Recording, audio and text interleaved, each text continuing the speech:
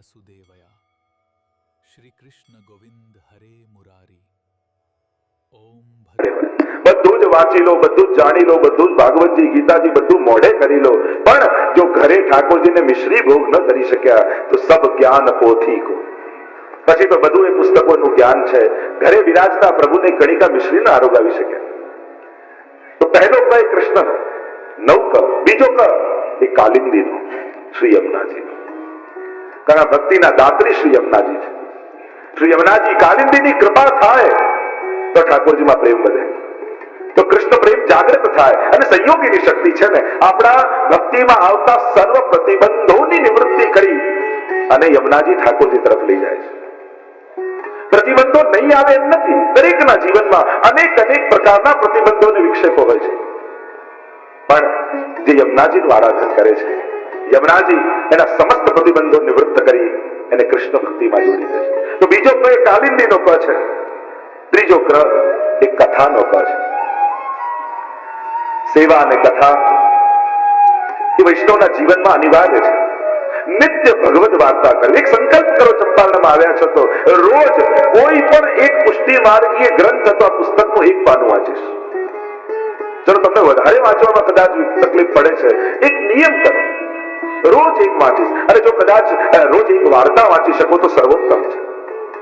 રોજ એક નક્કી કરો કે એક વૈષ્ણવની વાર્તા, 84 વૈષ્ણવ અથવા 252 માંથી એક વૈષ્ણવની વાર્તા વાંચીશ. કથા કોઈ ભગવતીના મુખે, કોઈ આચાર્યોના મુખે ઠાકોરજીની વાતો સાંભળો, પ્રભુની ચર્ચા સાંભળો. કારણ કે આ ભગવત કથા સર્વ કલ્મશોને ધોઈ નાખનારી છે.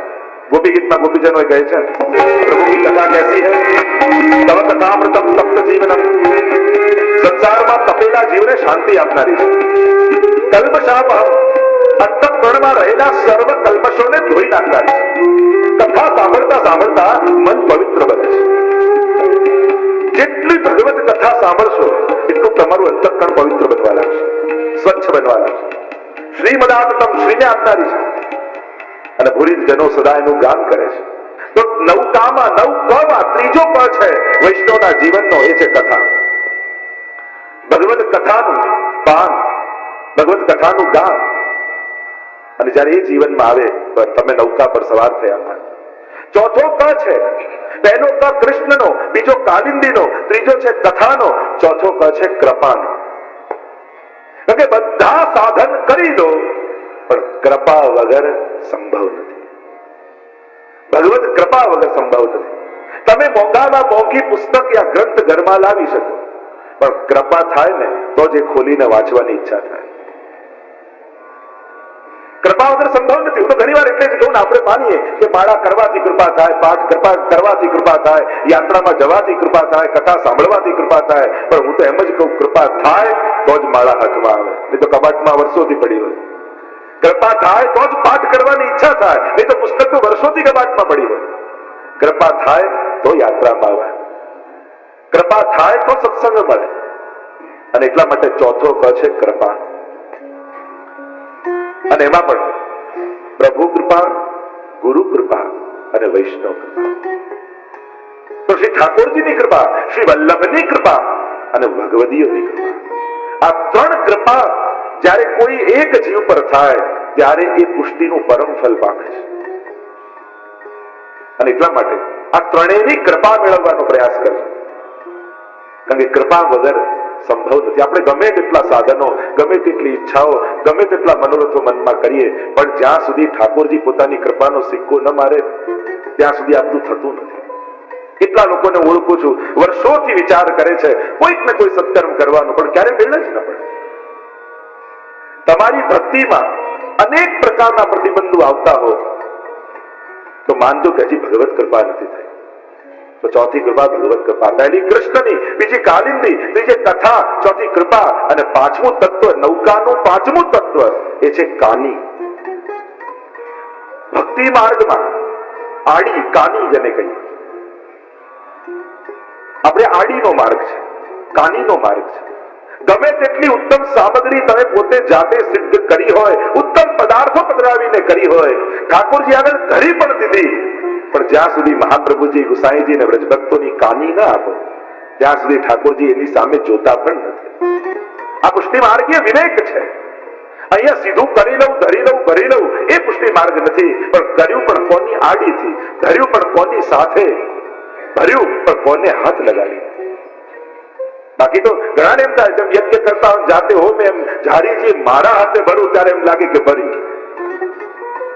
આપણે ત્યાં તો રીત એ છે, પ્રકાર એ છે, કોઈ ભગવદીઓને આગળ કરી, ગુરુજનોને આગળ કરી, આપણી જોડે જે વૈષ્ણવ હોય એની સાથે રહી. એ સમય તો એ વૈષ્ણવ છે અપરસમાં આવીને આવ્યો ત્યારે એ કેવો સ્વભાવનો, કેવા ગુણનો એની ચર્ચા નહીં કરવી, એનો વિચાર નહીં કરવો. ત્યારે તેને આગળ કરીને હાથ લગાવવાનો ક્રમ છે. એવો ઉત્તમ ભાવ રાખીને કરો.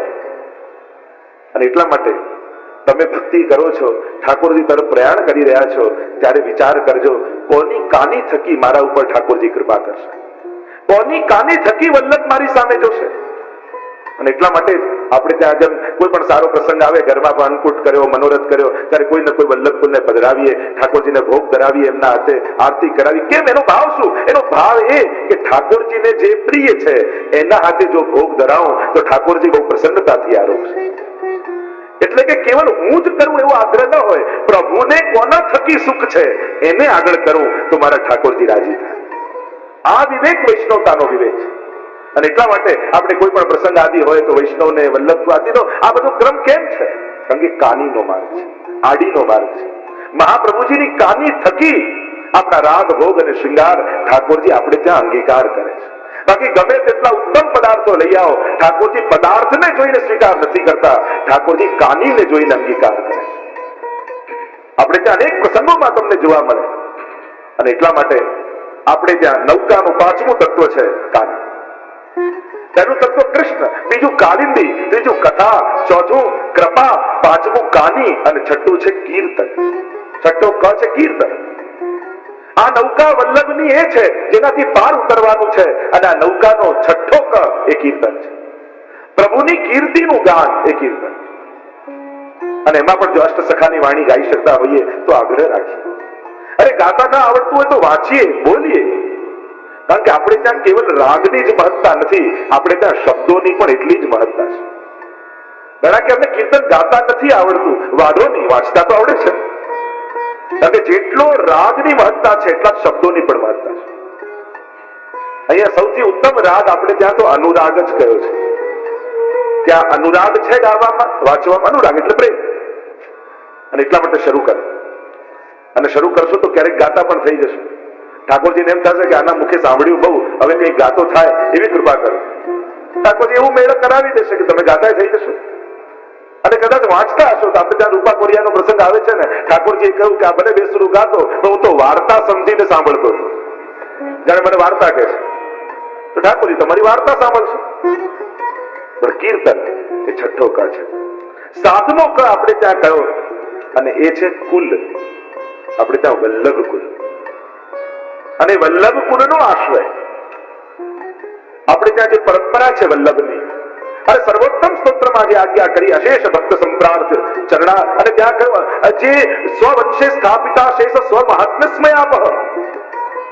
સ્વવંશમાં એ અશેષ મહાત્મ્યનું સ્થાપન. અને એટલે તબલાજી જયારે આધી ગાદી દાબીને બિરાજમાન રહેતા અને ગુસાઈજી પોતે ક્યારે પણ તબલાજીને ચણસ્પર્શ ના આપતા, કારણ કે મહાપ્રભુજીના સેવક છે એવું આગળ રાખતા. અને એક વાર સ્વપ્નમાં આવ્યા મહાપ્રભુજી તબલાજીને. પ્રગટ થયા મહાપ્રભુજી અને પ્રશ્ન કર્યો તબલાજીની આગળ કે તું ગુસાઈજી કો કહા કરકે જાને, ગુસાઈજીને શું કરીને તમે જાણો છો? અને ત્યારે તબલાજીએ કહ્યું કે મેં આપકે પુત્ર રૂપ સે જાણું, આપના બાલક છે એમ જાણું છું. અને ત્યારે મહાપ્રભુજીએ કહ્યું નહીં, મેરે પુત્ર નહીં, મેરો ही સ્વરૂપ કરકે જાને. આ મારું જ સ્વરૂપ છે એવો ભાવ રાખીને જાણજો. અને એટલા માટે સદાય વલ્લભ કુલમાં વૈષ્ણવ એવો જ ભાવ રાખે. તો સાતમું તત્વ કુલ કહ્યું. આઠમું કહ્યું આપણે ત્યાં કર્મ. અને કર્મ આપણું કયું છે? કર્મ કરો તું કાય. પુષ્ટિ માર્ગનું કર્મ કયું? ભગવત સેવા. એ જ વૈષ્ણવનું પરમ કર્મ છે. ભાગવતજી સ્પષ્ટ કહે છે, ગીતાજીની પણ આગળ ભાગવતજી જાય છે. અને નૈમિષારણ્ય બેઠક જેનું ચરિત્ર આવે છે કે જયારે મહાપ્રભુજી નૈમિષારણ્ય પધાર્યા અને 88,000 ઋષિઓ ત્યાં હતા. અને ત્યારે બહુ સુંદર વાત, નિષ્કર્મ તદપ્યચિત ભાવ વર્જિતમ, અદભુત શ્લોક દ્વારા મહાપ્રભુજીએ ચર્ચા કરી છે કે નિષ્કામ કર્મ કરતા પણ શ્રેષ્ઠ છે ઠાકોરજી જેમાં પ્રસન્ન થાય એવા કર્મ કરવા. અને નિષ્કામ કર્મ એ સોનાની મૂર્તિ છે, પણ કોઈની સોનાની મૂર્તિ બનાવી પણ એ પણ નિર્વસ્ત્ર હોય તો એમાં એને જોઈને પણ આંખો નીચે ઝૂકી જતી હોય છે, આંખો શરમથી નમી જતી હોય છે. ભલે સોનાની હોવા છતાં પણ એ આનંદ નથી આપતી, એ મનમાં ગ્લાનિ પેદા કરે છે. એમ જ ભગવત પ્રીત્યર્થ કર્મ થાય એ જ પરમ કર્મ છે. અને એટલા માટે આપણું શ્રેષ્ઠમાં શ્રેષ્ઠ કર્મ મહાપ્રભુજી એટલે જ કહ્યું, સર્વદા સર્વભાવેન ભજનીય વ્રજાદિપ સસ્યાયમેવ ધર્મો હિ નાન્યત્વાપી કદાચ. બીજું કોઈ ધર્મ, બીજો કોઈ કર્મ નહીં. વૈષ્ણવ માટે પરમ અને સર્વશ્રેષ્ઠ કર્મ કોઈ હોય તો કેવલ ને કેવલ ભગવત સેવા છે. અને જે ભગવત સેવા કરતો હોય ને એને પછી બધે ભગવાન દેખાય. એ ગરીબને પણ ગરીબ માનીને સેવા ન કરે, પણ આની ભીતર પણ મારા ઠાકોરજી બિરાજે છે એમ પ્રભુને જોઈને સેવા કરે. જો એક છે દયા થઈને સેવા કરવી અને બીજી છે અહોભાવ રાખીને સેવા કરવી, બંનેમાં ફરક છે. આપણે કહીએ તો બિચારો આમ છે લાવને મદદ કરું, બિચારો દુઃખી છે લાવને મદદ કરું, એટલે મદદ કરીને પણ હું શ્રેષ્ઠ છું એ વિચારો છે. પણ મહાપ્રભુજી એમ કહે છે કે તારા ઠાકોરજી દરેકમાં છે, એટલે વિચારો માનીને નહીં, આની અંદર મારો પ્રભુ છે એવો અહોભાવ રાખીને સેવા કરે. તો સેવા કરવાનો અહંકાર નહીં આવે. સેવા કરીને પણ તને એમ થશે કે જો પ્રભુએ મને એક મોકો આપ્યો છે સેવા કરવાનો, ઠાકોરજી મને આ રૂપે સેવા કરવાનો એક અવસર આપ્યો છે, આવો ભાવ. એટલે ઘણી વાર લોકો એમ છે કે પુષ્ટિ માર્ગમાં સમાજ સેવાની વાત નથી. અરે પુષ્ટિ માર્ગમાં તો એવી ઉત્તમ વાત મહાપ્રભુજીએ કહી છે. ભગવત સેવા સમજાવીને સેવા શબ્દ જયારે વૈષ્ણવ સમજી જાય ત્યારે એને ખ્યાલ આવે કે મહાપ્રભુજી તો એમ કહે છે કે આ વિચારો માનીને નહીં, ગરીબ માનીને નહીં, દુઃખી માનીને નહીં, પણ આની અંદર મારો ઠાકોરજી છે અને આજે ઠાકોરજીએ આ રૂપે મારા હાથે સેવા લીધી છે. જો ગુજરીબાઈ નો પ્રસંગ આવે છે ને, ગુસાઈજી પધારતા હતા અને પેલી શાકવાળી યવનબાઈ તરસી મરતી હતી અને શ્રીનાથજીની જારીજી લઈને જઈ રહ્યા છે અને કહ્યું કે આને જારીજી પાઈ દે, જલ પાઈ દે. અરે જયરાજ, શ્રીનાથજીની જારીજી છોવાઈ જશે તો આ તો પ્રભુની વિજય ક્યાં વપરાય?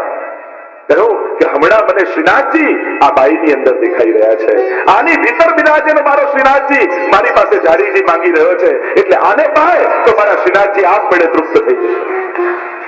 આ ભાવ પુષ્ટિ માર્ગનો છે અને મહાપ્રભુજી આ સમજાવવા માંગે છે. તો આ કર્મ એટલે સેવા તત્વ, સેવા શબ્દને જયારે તમે સમજી જશો ત્યારે સેવા એ કેવલ ભોગ ધરવાની વૃત્તિ યા પ્રવૃત્તિ નહીં રહે, એ તમારી વૃત્તિ બની જશે. ધીમે ધીમે તમારી પ્રવૃત્તિ વૃત્તિ બની જશે અને સેવા તમારો સ્વભાવ બની જશે. અને જયારે સ્વભાવ બની જાય ને અને ત્યારે માણસ એ કર્યા વગર રહી ન શકે, એને સ્વભાવ કહેવાય. તો આઠમો ક એ કર્મ અને નવમો ક નૌકા છે, નૌક છે જેનાથી તરવાનું છે, અને નવમો ક એ કમળ છે. અને કમળ ક્યાં છે પુષ્ટિ માર્ગમાં? તો કહું શ્રી મહાપ્રભુજીના ચરણારવિંદમાં છે, યમુનાજીના હસ્તમાં છે, શ્રીનાથજીના કંઠમાં છે અને સ્વયં વ્રજ એ કમલાકાર છે. આપણું કમલ ક્યાં? તો કે વ્રજ કમલ. આપણે પહેલા જ દિવસે મહાપ્રભુજીનો વ્રજ કમલનો મનોરથ કર્યો. આ વ્રજ કમલ શું છે કે જે મૂળ વ્રજ છે એ આખું કમળ શેપનું છે, કમળ આકારનું છે અને એના ભાવથી આ વ્રજ કમળ થાય છે. તમે ધ્યાનથી જોયું હશે તો એક એક સ્થળના નામ લખ્યા છે. એટલે આખી જે 56 સ્થાનો વ્રજમંડળના છે એ આખું કમળના ભાવથી છે. અને એટલા માટે નવમો ક એટલે આપણું વ્રજમંડળ. આ વ્રજમંડળમાં થતી અનંત લીલાઓ, એ વ્રજવાસ, એ વ્રજની કુંજો નિકુંજો, એ ગિરિરાજજી, એ યમુનાજી, આ સર્વનો વાસ આ કમલમાં છે. તો આ નૌકા બિના કહો તો ઉતર્યો પાર. આ નૌકા વગર આ કોણ પાર ઉતર્યું છે? અને એટલા માટે દરેકે આ નૌકા ઉપર ચડવાનું છે. અને એટલા માટે આ નૌકાને યાદ રાખશો તો માનજો કે તમે નૌકા ઉપર બેસી ગયા છો અને મહાપ્રભુજી પોતે નૌકા ચલાવી અને તમને રસ સિંધુમાં લઈ જઈ રહ્યા છે.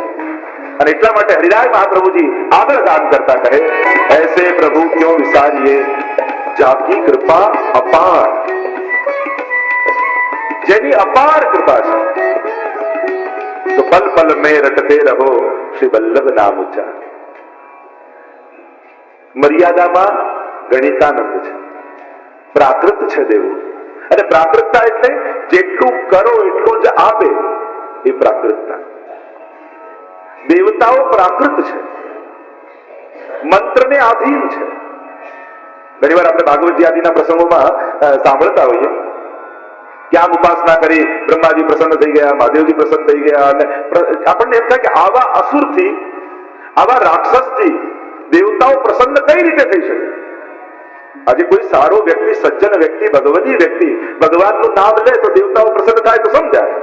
પણ તમે રાવણ જુઓ, હિરણ્યકશ્યપ જુઓ, એવા અનેક તમે અસુરોની પણ કથા તમે જયારે જુઓ છો ત્યારે એના પર પણ દેવો પ્રસન્ન થયા, એના તપથી પણ દેવો પ્રસન્ન થયા. કેમ? કારણ કે મંત્ર આધીન સહુ દેવતા. દેવતાઓ મંત્રને આધીન છે. એક મંત્ર જપનારના ભાવને નથી જોતા, પણ મંત્ર જાપને કારણે એ મંત્રોથી બંધાયેલા છે. અને જે જપે એને આધીન એમને થવું પડે, પછી ગમે તેવો વ્યક્તિ. અને એટલા માટે આપણે ત્યાં જયારે સોપારીમાં કે એમાં મંત્ર બોલીને દેવતાઓનું આહવાન થાય અને વિસર્જન થાય, આપણને એમ થાય કે આ રીતે મૂકવામાં દેવતાઓ આવે કઈ રીતે? હા, મંત્રને આધીન છે. અને જયારે મંત્ર બોલીને તેમાં સ્થાપના કરવામાં આવે ત્યારે દેવતાઓ આવીને એમાં બિરાજી જાય છે. કારણ કે એ લોકો મંત્રોથી બંધાયેલા છે. દેવતા પ્રાકૃત છે, એટલે કે જેટલું કરો એટલું મળે. અને એમાં પણ જો ભૂલ થઈ તો એનું ઊંધું ફળ પણ મળે. પણ શ્રી વલ્લભ કેવા છે, ઠાકોરજી કેવા છે? એસે પ્રભુ ક્યો વિસારીએ, જાકી કૃપા અપાર. જેની અસીમિત કૃપા છે. અને કેવી કૃપા! મહાપ્રભુજીનું નામ છે અરે દાન દક્ષશ્ચ મહોદાર ચરિત્રવાન. કારણ કે દેવતાઓ પોતાના સામર્થ્યને કારણે સામર્થ્યથી થોડું ઘણું જીવને આપે, પણ પોતાનું બધું એને આપી દેતા નથી, સ્વર્ગ એને આપી દેતા નથી. કારણ કે દેવતાઓને પ્રિય છે. પણ પુષ્ટિ પુરુષોત્તમ અમારા મહાપ્રભુજી કેવા છે? પોતાનું સર્વસ્વ પોતાના ભક્તોને આપે છે. અદે દાન દક્ષશ્ચ મહોદાર ચરિત્રવાન. મહા ઉદાર છે વલ્લભ. એટલે કે દાતા હોય, ઉદાર દાતા હોય, મહા ઉદાર. ઉદાર હોય, જેમ દાતા હોય એ પોતાના ઘણા બધામાંથી થોડું ઘણું આપે. ઉદાર દાતા હોય એ ઘણું બધું આપે, પણ મહોદાર હોય એ તો પોતાનું બધું જ આપી. તો શ્રી વલ્લભનું સર્વસ્વ શું છે? તો કહ્યું શ્રીનાથજી બાબા અને મહાપ્રભુજી એવા મહા ઉદાર છે કે પોતાનું સર્વસ્વ પોતાના નિજ ભક્તોને દાનમાં આપી દીધું છે. અને અદે દાન દક્ષ છે, આપવામાં ચતુર છે. પાછા ચતુરાઈ કેવી છે કે મહાપ્રભુજી પોતે એને આપવા માંગે છે. અને એન કેન પ્રકારે એ જીવ ભગવત સેવા કરતો થાય અને એના ઘરે ઠાકોરજી બિરાજી જાય, એ એના માટે દક્ષ મહાપ્રભુજી ચતુર છે. ચતુરાઈ પૂર્વક ઠાકોરજીને વૈષ્ણવના ઘરે પધરાવે છે. તો આવા મહાઉદાર પ્રભુ છે. તો એવા જેમને પોતાનું સર્વસ્વ આપ્યું. એટલે તબલાજીને જયારે પ્રશ્ન કર્યો ગુસાઈજીએ, તમે મહાપ્રભુજીને શું કરીને જાણો છો? ત્યારે કહ્યું કે હું ઠાકોરજી એ પ્રભુ જગન્નાથજીથી પણ અધિક કરીને જાણું છું. અને ત્યારે કહ્યું કે જગન્નાથ પ્રભુથી પણ અધિક કેમ? ત્યારે કહ્યું દાન બળો કે દાતા? પ્રશ્ન કરે મોટું કોણ કહેવાય, દાન કે દાતા? તો કહ્યું કરોડોના ઢગલા પડ્યા હોય પણ કોઈ આપનારું ન હોય તો દાન પોતે જઈ શકતું નથી. એ દાતાને આધીન છે. એમ જ શ્રીનાથજી બાબા એ દાન છે, પણ દાતા શ્રી વલ્લભ છે. અને એટલા માટે અમારા જેવા જીવોને શ્રી વલ્લભે શ્રીજીને દાનમાં આપ્યા છે. એટલા માટે અમે તો મહાપ્રભુજીને અધિક કરીને જાણીએ છીએ, શ્રી વલ્લભને સર્વસ્વ કરીને જાણીએ છીએ. આવા પ્રભુ ऐसी उनकी कृपा अपार और पल पल में रटते रहो श्री वल्लभ नाम उच्चार. તો કહું કે થોડી કોઈ મદદ કરે તો આખી જિંદગી આપણે એનો આભાર માનતા રહીએ. બધાની વચ્ચે આને બહુ મદદ કરી, આને બહુ સાથ આપ્યો. જેને આપણને વિપત્તિમાં થોડી ઘણી મદદ કરી હોય એને પણ જિંદગીભર આપણે ભૂલતા નથી. તો જેણે પોતાનું સર્વસ્વ એવા શ્રીનાથજીને આપણને આપી, પોતાનું સર્વસ્વ દાન કરી અને સેવા અને સ્વયં નિત્ય લીલાના સુખ આપણને આપ્યા હોય, અને જેણે જીવનને સાર્થક બનાવી દીધું હોય, તો એવા શ્રી વલ્લભને ભૂલી જ કેમ શકાય, જેનો આટલો મોટો આપણા પર ઉપકાર છે. અને એટલા માટે કહું પલ પલ મેં રટતે રહો. એટલા બધા શ્રી મહાપ્રભુજીના આપણા પર ઉપકાર છે કે એનું તો ક્ષણે ક્ષણે નામ જપતા રહો, એક ક્ષણ માટે ભૂલતા નહીં. કારણ કે શ્રી મહાપ્રભુજીએ જ પ્રગટ થઈ માર્ગ રીત દિખાઈ, પ્રગટ વે માર્ગ રીત દિખાઈ. કેવી મોટી કૃપા કરી. સારસ્વત કલ્પમાં જે ગોપીજનોને સુખ મળ્યું હતું ને, મહાપ્રભુજી એવી મોટી કૃપા કરી એ જ સુખ કલિયુગમાં આજે ઘર ઘરમાં વૈષ્ણવજનો લઈ રહ્યા છે. જે વ્રજ ભક્તોને મળે એ વૈષ્ણવજનને આપે. જો મહાપ્રભુજી પ્રગટ ન થયા હોત તો ક્યાં એવો આનંદ હોત, ક્યાં આપણે આવા નંદ મહોત્સવ કરત, ક્યાં આપણે આવા હિંડોળા કરત, ક્યાં આપણે આવી સાંચીઓ ભરત, ક્યાં આપણે દીપદાન કરત, ક્યાં આવા વિવાહ ખેલ થાય. આ મહાપ્રભુજીની કૃપાનું દાન છે। इनकी कृपा अपार। अरे रोज वैष्णव ठाकुर जी ने जगावता पहला महाप्रभुजीના એ ઉપકારને યાદ કરવા છે કે કેટલો મોટો મારા પર ઉપકાર મહાપ્રભુજીએ કર્યો। મારા ઘરે ઠાકોરજીને પધરાવી દીધા અને મારું ઘર ગોકુળ બનાવી દીધું। અમે તો એમ માંગતા કે મર્યા પછી વ્રજવાસ મળે, પણ મહાપ્રભુજી તો જીવતા જીવતા અમારા ઘરને વ્રજ બનાવી દીધું છે, અમારા ઘરને ગોકુળ બનાવી દીધું। આટલી મોટી કૃપા મહાપ્રભુજીએ કરી તો એનું સ્મરણ કરતા હરિરાયજી આગળ ગાન કરતા કહે, શ્રી વલ્લભ નામ અગાધ है जहां तहां तू मत बोल, जब ग्राहक हरिजन मिले आगे तू खोल। श्री वल्लभ નું નામ હરિરાયજી કહે પલ પલ में रटते रहो श्री वल्लभ नाम उच्चार, ક્ષણે ક્ષણે એનું નામ જપો, પણ જપતા સાવધાની રાખજો। કોની આગળ એ નામ ખોલવું, કોની આગળ પોતાના વલ્લભ પ્રત્યેના ભાવને ખોલવા? જો મળેલી દુર્લભ ભાવાત્મક એ ભાવને ગમે ત્યાં ઢોળી દેવું એ મૂર્ખતા છે। જે ભાવની નિધિ મળી છે એને જો તમે હૃદયમાં નથી સંગ્રહી રાખી શકતા તો માનજો કે તમે પાત્ર નહોતા। આ ભાવની નિધિ દુર્લભ છે। શ્રી વલ્લભ પ્રત્યેનો ભાવ એ દુર્લભ છે। વલ્લભ નામ અગાધ है, અગાધ છે, જેની સીમા નથી, જેની કોઈ મૂલ્ય નથી, અનમોલ છે। જહાં તહાં તું મત બોલ। જેમ યમુનાજીના 41 પદમાં પણ કહીએ છે ને કે શ્રી યમુનાના જૈસે ભક્ત રાખત ही हार करके। યમુનાજીનું નામ કઈ રીતે રાખવું કે જેમ હૃદયમાં હાર કરીને રાખીએ છીએ। હૃદયમાં હાર કરીને રાખીએ એટલે ક્યારે કઈ રીતે કે જેમ તમે કોઈ લગ્નની પાર્ટીમાં ગયા અને હીરાનો મોટો મોંઘો હાર પહેર્યો, ગાડી દૂર પાર્ક કરવા જગ્યા મળી અને રોડ ક્રોસ કરીને આવવાનું હતું, ત્યાં કેટલાક અસામાજિક તત્વો જેવા લોકો ઉભા હતા અને તમને એમ લાગ્યું કે આમની વચ્ચે જો હાર પહેરીને નીકળીશ અને કોઈ ઝૂંટવી લેશે, કોઈ લઈ લેશે, કોઈ મારી દેશે તો તમે શું કરો? હાર અંદર નાખી,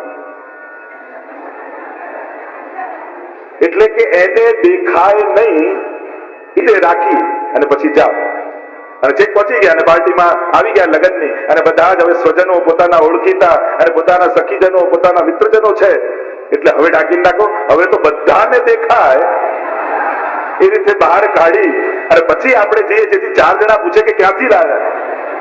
બસ ભગવતી જનો વલ્લભનું નામ પણ એ રીતે લે છે કે જેને વલ્લભના સ્વરૂપનું જ્ઞાન નથી, જેને કોઈ સમજ નથી, જેને દુર્ભાવ છે, એવા જનો જ્યારે મળે ત્યારે વલ્લભના નામને ઢાંકી લે અને જ્યારે હરિજનો, ભગવદીય જનો, વૈષ્ણવજનો, વલ્લભી જનો મળે ત્યારે એ રીતે લે કે દરેકને વલ્લભનું નામ લેવાની ઈચ્છા જાગી।